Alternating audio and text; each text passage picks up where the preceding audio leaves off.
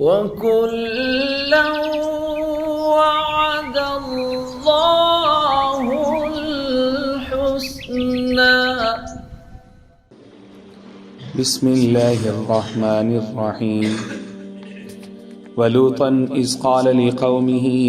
أتأتون الفاحشة ما سبقكم بها من أحد من العالمين إنكم لتأتون الرجال شهوة من دون النساء بل أنتم قوم مسرفون. وما كان جواب قومه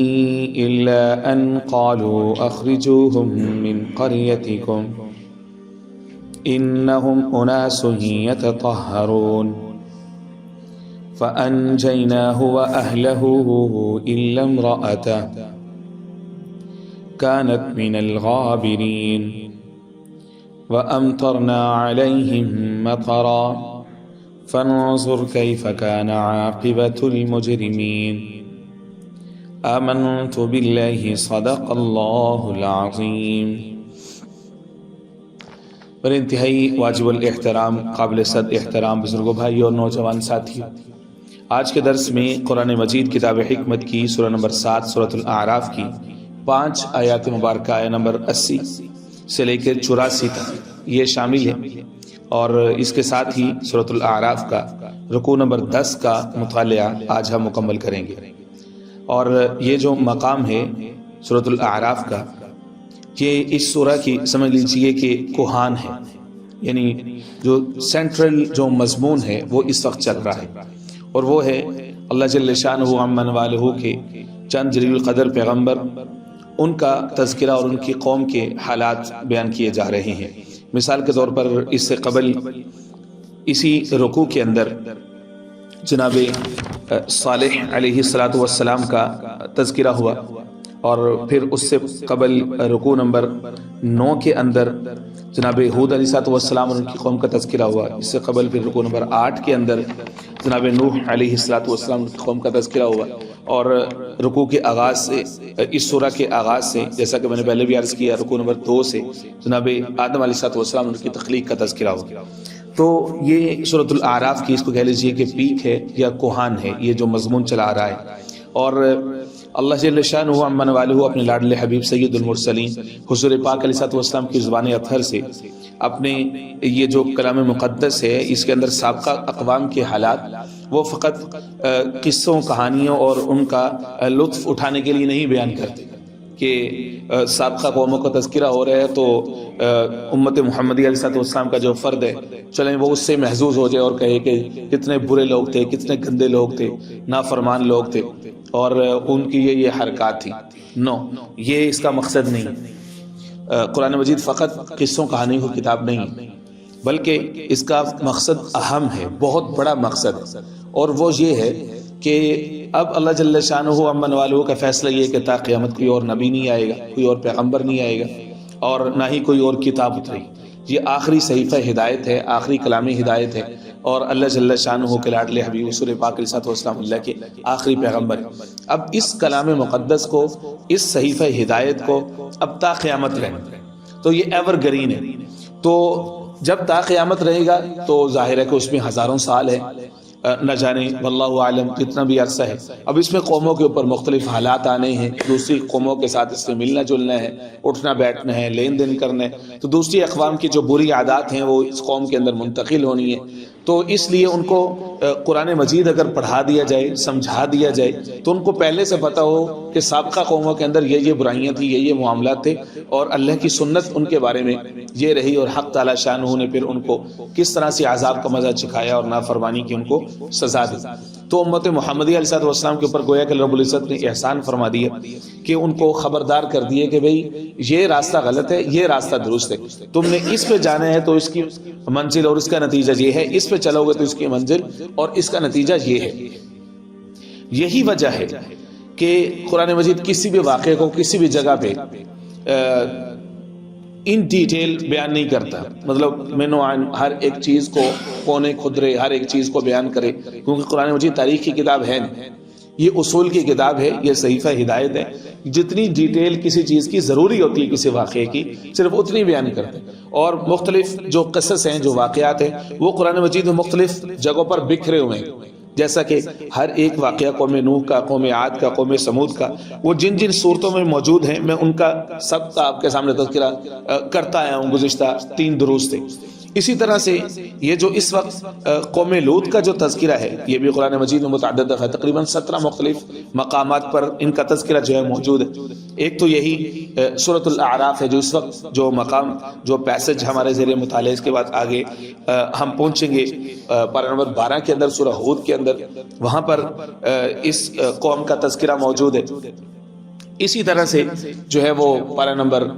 20 کے اندر سورہ عنکبوت کے اندر تذکرہ موجود ہے، سورہ شعراء کے اندر تذکرہ موجود ہے. تو قرآن مجید میں متعدد مقامات پر تذکرہ جو ہے وہ اس کا موجود ہے. تو تفصیل کے ساتھ قرآن مجید ایک ہی جگہ پہ پورا کا پورا واقعہ بیان کیوں نہیں کرتا؟ یہ ایک بہت بڑا سوال ہے جو کہ ریشنلسٹ کی طرف سے اور اسی طرح سے جو آپ کہہ لیجئے کہ جو مستشرقین ہیں یا جو مغرب پرست لوگ ہوتے ہیں ان کے ذہن میں یہ سوال آتا ہے کہ بھئی ایک ہی جگہ پہ تفصیل سے کیوں نہیں بیان کیا؟ قرآن مجید میں صرف ریئر مقام ہے، سمجھا، صرف ایک جگہ ہے یوسف علیہ السلام کا واقعہ ایک ہی جگہ پہ بیان کرتی ہے. اس کے علاوہ کوئی اور واقعہ ایسا ہے نہیں قرآن مجید میں جو ایک ہی جگہ پہ تفصیل کے ساتھ ہے.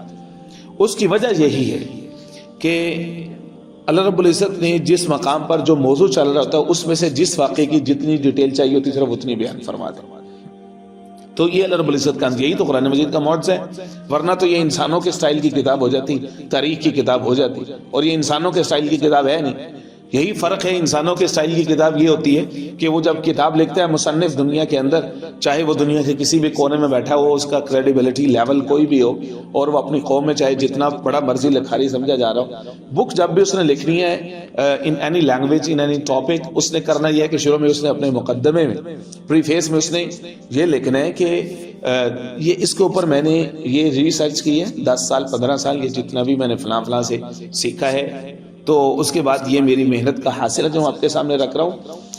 یا رکھ رہی ہوں. بٹ سٹل اس میں ہیومن ایرر ہو سکتا ہے، کوئی بھی غلطی ہو آپ ہمیں بتائیے. یہ ہمارا email ID, phone number, WhatsApp number ہے، کانٹیکٹ نمبر ہے، آپ اس میں ہمیں بتائیے، ہم اگلے ایڈیشن میں اس کو صحیح کر کے بھیجیں گے. جب تک یہ نہیں لکھتا پبلشر اس کی بک نہیں لیتا،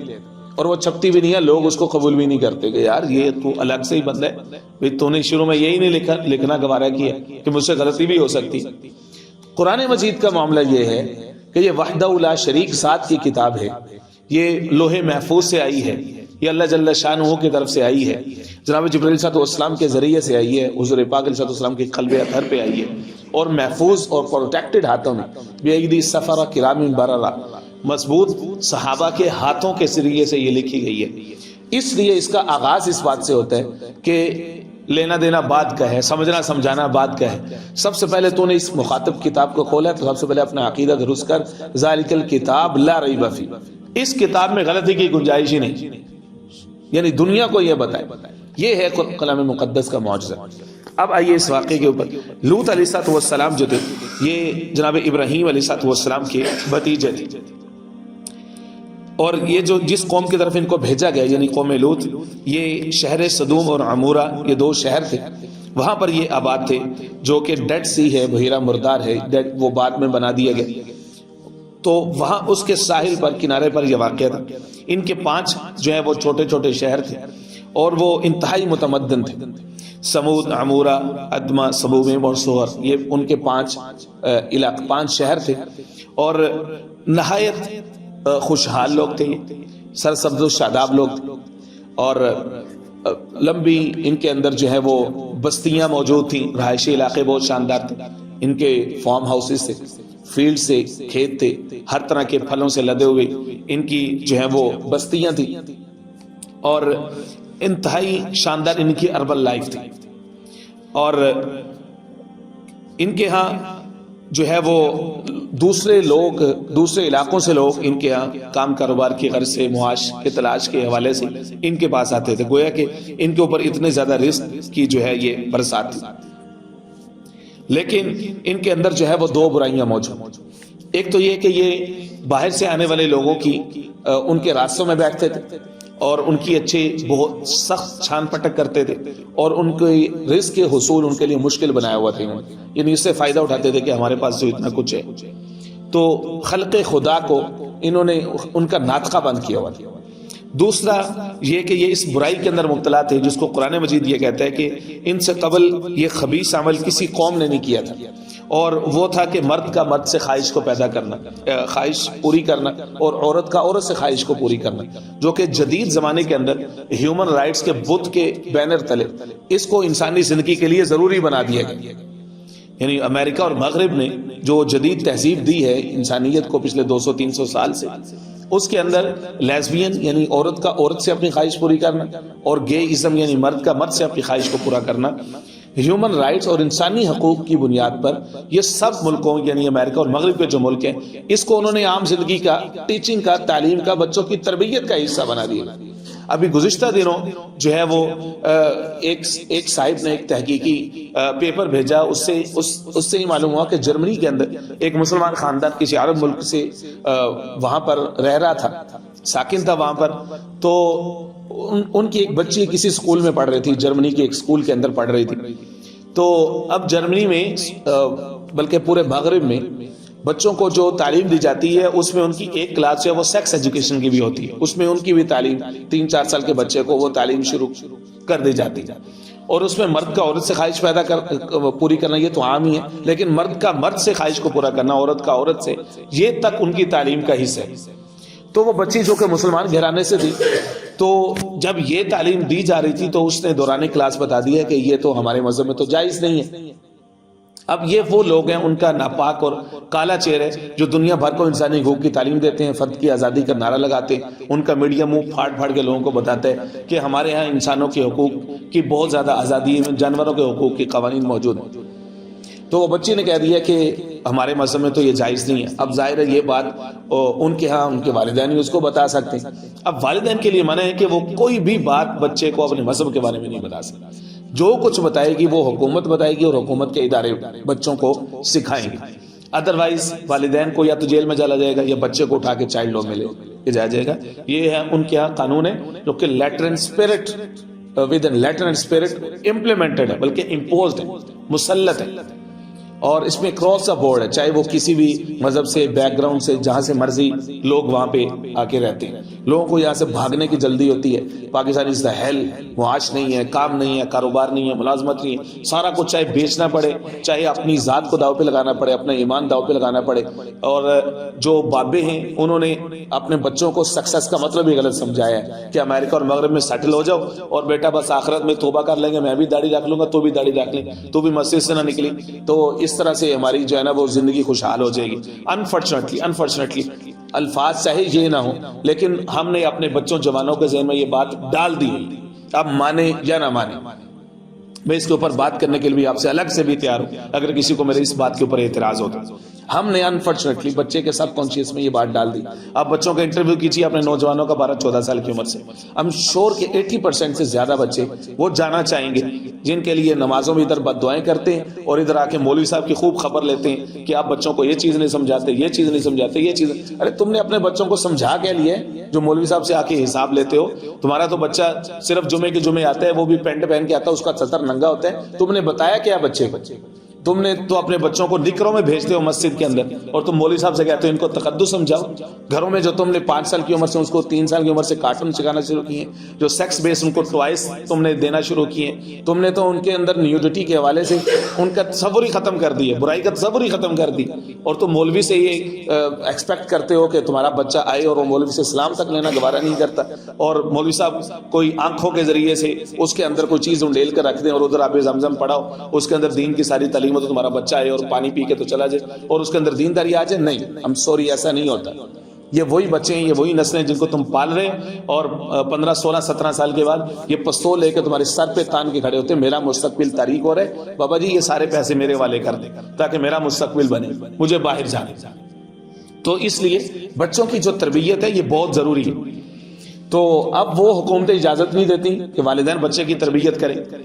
اب وہ جب بچے نے 1 دن 2 دن 3 دن کہا، وہ ٹیچرز نے نوٹ کیا، انہوں نے پولیس کو اطلاع دے دی کہ یہ بچی روزانہ ایک ہی بات کر رہی ہے اور کلاس ڈسٹرب کرتی ہے اور اس میں یہ کہتی ہے کہ یہ ہمارے یہاں جائز نہیں ہے، یہ درست نہیں ہے۔ پولیس گھر آئی ہے، بچی کو انہوں نے زبردستی پکڑا ہے، بچی لیٹتی رہی، چیختی رہی، ماں باپ کو پکارتی رہی، لیکن نہ ماں باپ قریب آ سکتے تھے، کوئی بھی گھر ان کے قریب نہیں آ سکتا، اور بچی کو کھینچ کے ان کی پولیس لے گئی، اور وہ ہارڈلی شی واز 7 اور 8۔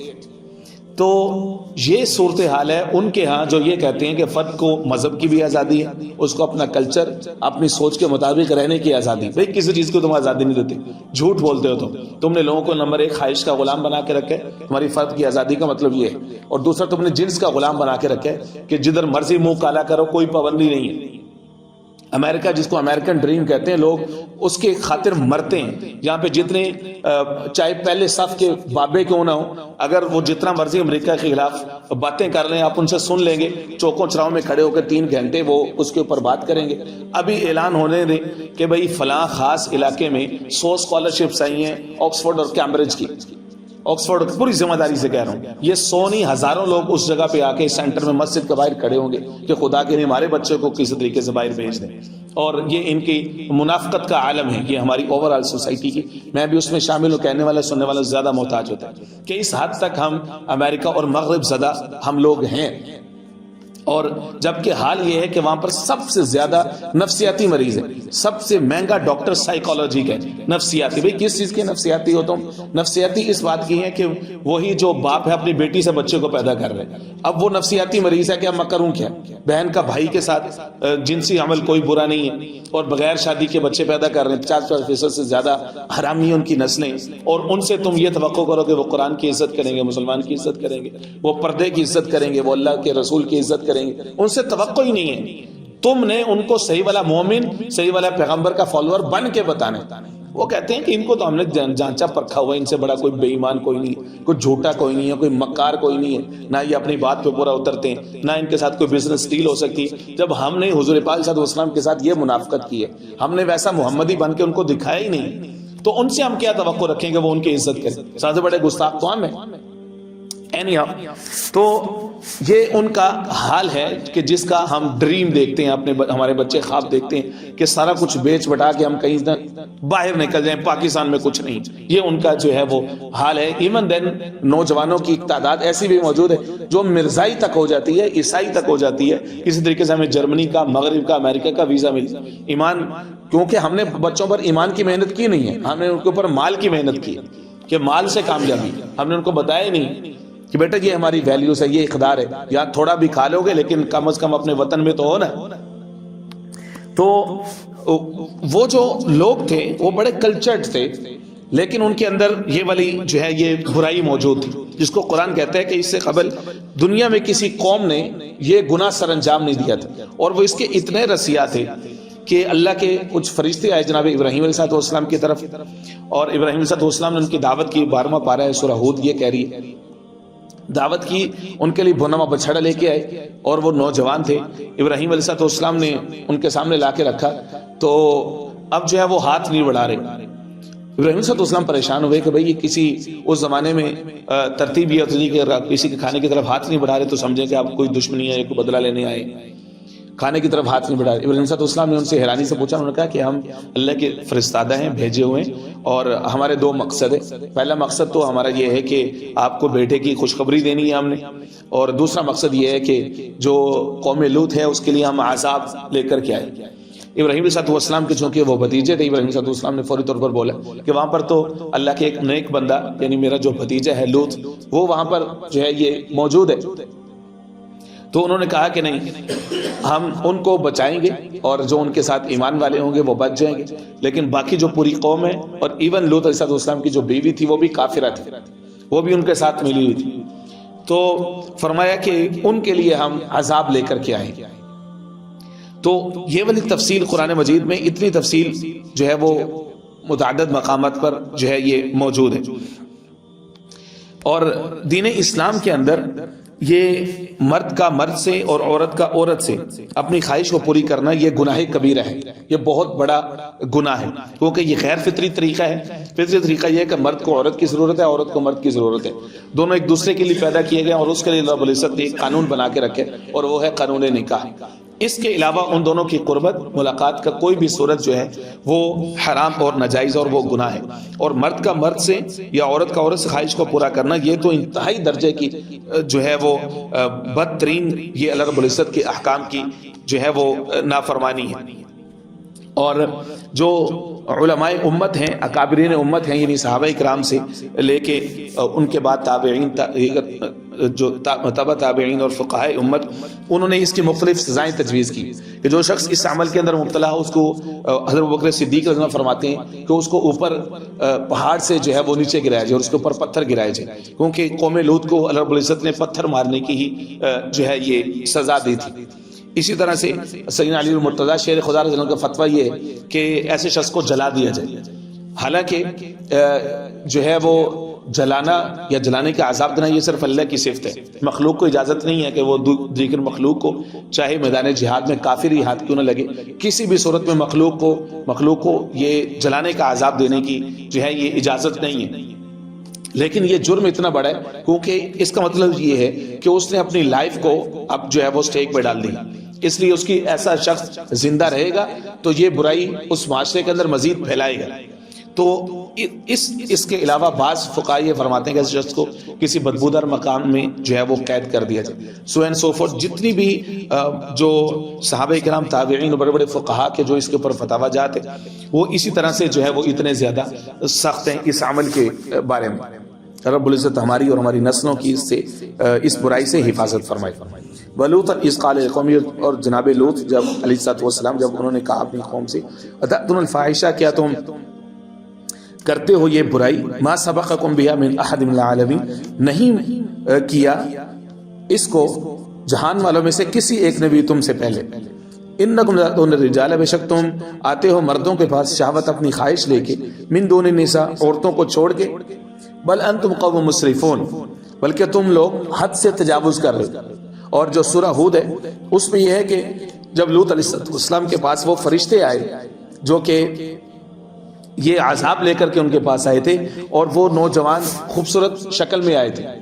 ان بدبختوں کی ان کے اوپر نظر پڑی تو فرشتوں کے لیے ہاتھ دوڑ رہے تھے، دیواریں پھلانگ رہے تھے کہ ان کو ہمارے حوالے کرو۔ لوط علیہ السلام کی بے بسی، انسان کے رونگٹے کھڑے ہو جاتے ہیں وہ سورہ ہود کا وہ حصہ پڑھ کر کے۔ لوط علیہ السلام فرمایا ہوا ابی الی رکن شدید، کہ میں اتنا بے بس ہوں، کاش کہ میں اپنے مہمانوں کی حفاظت نہیں کر پا رہا، ایسے ظالم لوگ ہیں۔ اور 14ویں پارے میں سورہ حجر یہ کہتی ہے، لوط علیہ السلام نے ان سے کہا کہ یہ جو میری بیٹیاں ہیں، یعنی میری قوم کی جو بچیاں ہیں، اللہ کے جو پیغمبر ہوتے ہیں وہ روحانی والد ہوتے ہیں، یہ کس لیے ہیں؟ یعنی تم ان کے ساتھ نکاح کرو، اپنی ضرورت پوری کرو۔ تو وہ آگے سے کہنے لگے کہ نہیں، ان سے ہماری کوئی دلچسپی نہیں، آپ یہ جو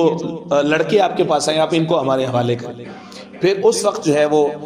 ان فرشتوں نے کہا کہ آپ ایجاد جائیے، ہم ان کے ساتھ خود ہی نپٹ لیں گے، ہم اللہ کی طرف سے ایک خاص پیغام لے کر کے آئے۔ جس کے بعد جو ہے وہ ان لوگوں کی جب یہ رات کو سوئے تو ان کے اوپر پتھروں کی بارش ہوئی اور ان کی بستیوں کو اوپر اٹھایا آسمان کی طرف اور ان کو پھر الٹا جو ہے وہ پھینک دیا گیا، اور جن کے اوپر پتھر پڑ رہے تھے اس کو قرآن مجید کہتے ہیں کہ سجیل منضود، یعنی وہ کنکریاں ایسے تھی جو کہ برانڈڈ تھی، ہر ایک کے اوپر جیسے کسی کا نام لگا ہوتا ہے کہ یہ فلاں کے سر میں جا کے لگنی، اور بحجارۃ من سجیل منضود۔ تو اس طرح کے پتھر جو ہے وہ ان کے اوپر ایسے اس کا جو ہے وہ عذاب نازل ہو اور پوری قوم جو ہے وہ تباہ و برباد ہوگی، ہلاک ہوگی۔ وما کان جواب قومی، جب بھی لوط علیہ السلام ان کو سمجھاتے تھے تو ان کی قوم کا جواب یہی ہوتا تھا، اخرجوہم من قریتکم، ان کو اپنی بستیوں سے نکالو، ان کو انہم اناس یتطہرون، یہ لوگ ایسے ہیں جو کہتے ہیں کہ جی ہم بڑے پاکیزہ ہیں لہذا ان کو نکالو۔ فانجیناہ واہلہ الا امرأتہ، اللہ فرماتے ہیں کہ بس ہم نے ان کو بھی نجات دی، واہلہ کے گھر والوں کو، ان کی 2 بیٹیاں تھیں، الا امرأتہ، ہاں مگر اس کی بیوی، کانت من الغابرین، وہ انہی لوگوں میں سے تھی جو کہ سرکش تھے۔ وامطرنا علیہم مطرا، بس ہم نے ان کے اوپر بارش کی، پتھروں کی مطرا، مسلسل بارش ہوتی رہی ان کے اوپر۔ قرآن مجید ان کی بستیوں کو کہتا ہے مؤتفقات، یعنی الٹائی ہوئی بستی۔ فانظر کیف کان عاقبۃ المجرمین، پس دیکھ لیجئے کہ مجرمین کا انجام کیسا رہا۔ رب العزت ہمیں نصیب فرمائے معلوم۔